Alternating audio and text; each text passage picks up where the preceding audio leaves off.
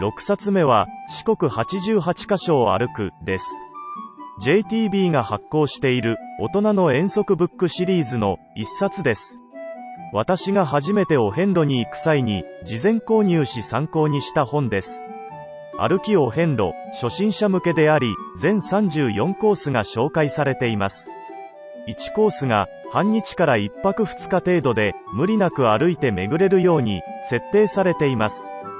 34コースすべて歩くと、88札所すべて回ることができ、決願できます。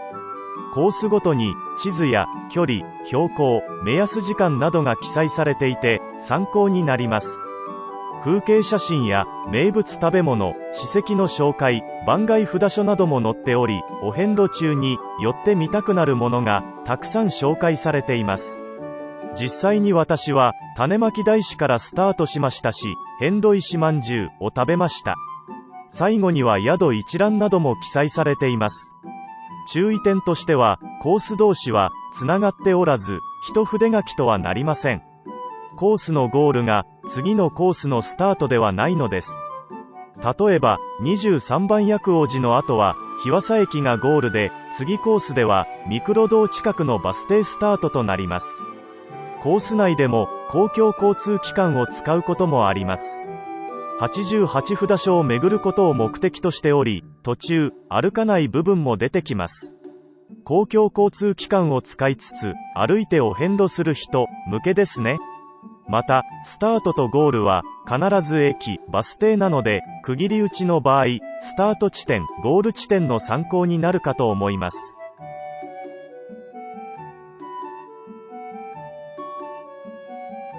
7冊目は、仁王像への旅、です。札所それぞれの仁王像が載っている写真集です。なぜか岐阜新聞社から出版されています。私は、この本以外に、お遍路関連の写真集を知りません。お遍路の、しかも仁王像に特化した写真集とは、かなりニッチですね。内容は、ひたすら仁王像の写真が載っているだけです。1札所で、見開き2ページ、ちょうど仁王像が立っているように、載っています。残念ながら、すべての札所が載っているわけではなく、数えたら、48札所の仁王像が、載っていました。ちなみに、表紙は58番、千遊寺の仁王像です。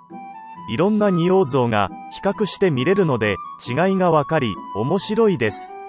私は2度お遍路をしているので、最低でも2回は仁王像を見ているはずなのですが、写真を見てもほぼ記憶にありませんでした。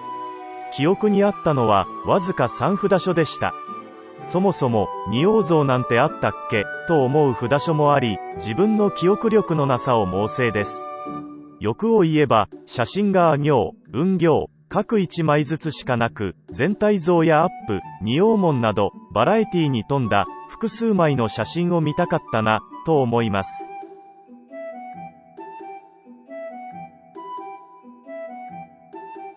8冊目は、フランスからお遍路に来ました、です。フランス人のマリーさんが、2013年夏に、歩きお遍路をした記録です。外国人のお遍路体験記の中では、一番有名な本かもしれません。翻訳本であり、フランス語の現代は四国でお茶の葉のように、です。日本語訳の他に、ドイツ語にも訳されているようです。マリーさんは、サンティアゴ巡礼で出会った日本人から、お遍路を紹介され、興味を持って、いても立ってもいられず、東洋の島国まで歩きに来るほど、パワフルな方です。出発前の準備段階から興奮気味であり、お遍路の最後まで終始興奮が続いてます。外国人であるマリーさんがお遍路を通じて出会った人たちの優しさ、四国の自然、日本の文化を感じ、学び、彼女自身が変化し、成長していく様子が書かれています。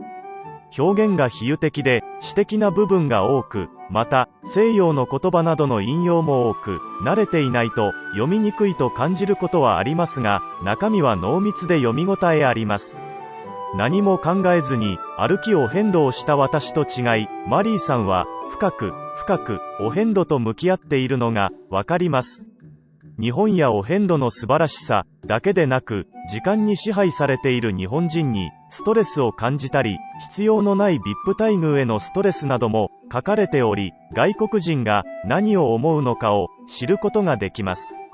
また、お接待文化に感動している点などは、日本人であろうと、外国人であろうと、一緒なのだなと、共感持てました。きつい時は、無心で、ただただ、右足、左足、と唱えながら歩く。そんなところも、歩きお遍路経験者なら、共感できますね。宿名は書いてませんが、内容から、あの宿だなとわかる部分もあり、思わず笑みがこぼれました。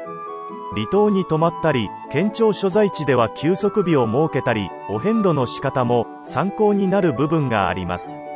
マリーさんは、この本の他にも、講演などもされており、高野山やお遍路でフランス人が多いのは、マリーさんの影響が大きいですね。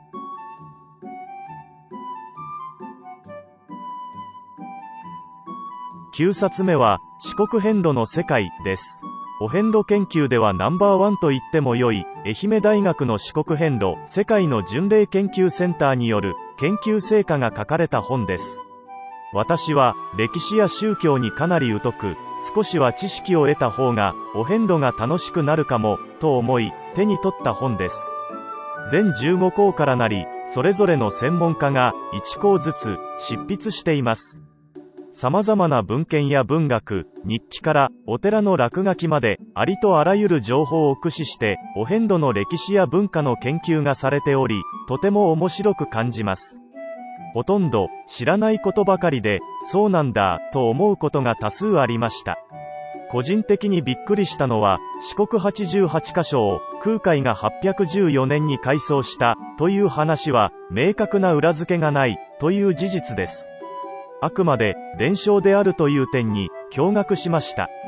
また、昔は白衣を着ることもなかったようですし、般若心経を唱える習慣は戦後に定着したようで、最初からではないのだという点にも驚きました。歩き遍路で何度もお世話になった遍路石、道しるべの話は大変興味深く、次に歩く機会があれば、中司、茂平の道しるべを探して、じっくり見て歩きたい、と感じました。現代のお遍路の研究や、海外の巡礼との比較、なども書かれています。明確なルールがない、お遍路の自由さが災いし、正確な統計が取れず、今後の研究もなかなか難しいのだな、と感じました。研究センターのホームページでは、最新の研究成果なども載っており、内容が充実しています。お遍路の世界遺産登録を目指すのであれば、このような研究センターは素晴らしい役割になるかと思います。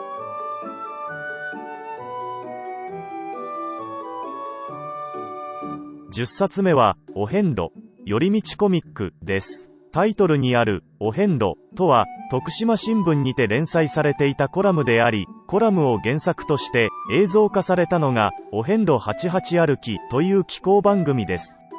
この漫画は、お遍路88歩きを本編として、番外編という位置づけになります。内容は、若い女性3人組が、テレビ番組のお遍路企画に応募し、お遍路をするというものです。お遍路企画のテレビ番組が、映像化されたお遍路88歩きとなります。この漫画では、そのテレビ収録の合間に、いろいろ寄り道をして、四国を満喫するのがテーマとなっています。歩きお遍路という点では、かなり突っ込みどころは満載です。パターゴルフとか、する余裕ないわ、とか、そんなに、遍路道から離れた場所に、寄り道しないわ、とか、歩く格好には程遠いし、野宿しないはずなのにマット持ってるし、などなどありますが、まあ漫画なのでご愛嬌です。魅力としては、多くのご当地食べ物や様々な名所、旧跡が紹介されています。地元の人じゃないと知らないようなものばかりで、興味がそそられます。また、複数のイベントやサービスなどでタイアップ、コラボされており、私もお遍路中に何度か3人組の看板や商品を目にしました。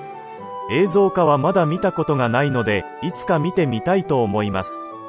車でお遍路しつつ観光するような人には情報満載なのでおすすめします。